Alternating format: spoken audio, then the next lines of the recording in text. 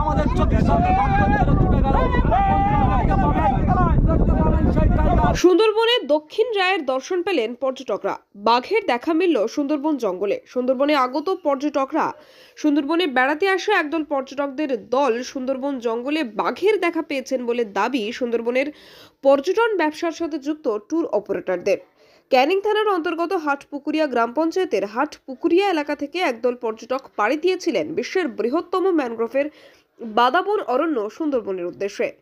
সুন্দরবনের আজমলমারি দ্বীপে এলাকার জঙ্গলের কাছে দেখতে পেলেন সুন্দরবনের রয়্যাল বেঙ্গল টাইগারকে। স্বাভাবিক কারণেই নিজেদের সামনে থেকে বাঘের চাক্ষুষ দর্শন পাওয়ার দারুণ উৎফুল্ল পর্যটকরা। যখন ক্যানিং হাটপুকুরিয়ার বাসিন্দারা ওই পর্যটক বোটে করে জঙ্গলের পাশ দিয়ে যাচ্ছিলেন, সেই সময় তাদের নজরে আসে নদীর পাড় বরাবর একটি বাঘ নদীর জলে নামার চেষ্টা করছে। অনেকক্ষণ ধরেই সেই বাঘটি দর্শন পায় পর্যটকদের দল। যদিও ওই পর্যটকরা কোনোভাবেই সময় নষ্ট করেননি, তারা সেই মুহূর্ত দুর্লভ দৃশ্য মুঠোফোনে বন্দী করেন। এমন ঘটনায় চলতি মরশুমে সুন্দরবনে পর্যটকদের আনাগোনা অন্যান্য বছরের তুলনায় কয়েক গুণ বেড়েছে।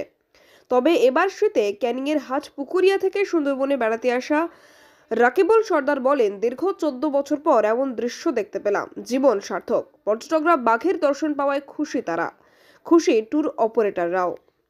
আমাদের চব্বিশ সালে ভাগ্যের ছুটে গেল। দেখতে পাবেন সেই টাইগার। আমাদের সবাই দেখুন, দেখুন, দেখুন, আমাদের সবাই দেখুন, আমাদের সবাই আছে, সবাই সুন্দরভাবে দেখুন। আমাদের